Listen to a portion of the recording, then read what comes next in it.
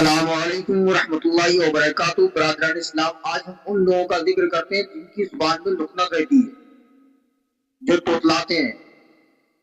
وہ کسی بھی عمر کے لوگ ہوں، خاص طور سے طلباء کرام جو مدارس میں پڑھنے والے بچے ہیں، اگر ان کی زبان میں لقنت ہے، وہ توتلاتے ہیں، ہکلاتے ہیں، ان لوگوں کے لیے میں ایک بہترین عمل بتا رہا ہوں، آپ اس کو کر کے دیکھیں اور اس سے فائدہ اٹھائیں۔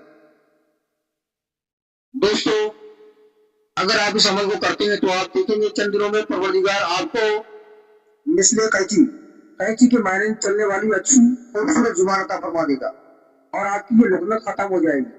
اس میں آپ کو کرنا کیا ہے؟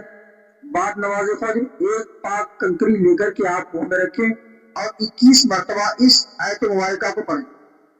یہ مقدس آیت جب آپ پڑھیں گے تو پروردگار اس کے صدقہ توسل سے آپ کو شفا عطا فرمائے گا۔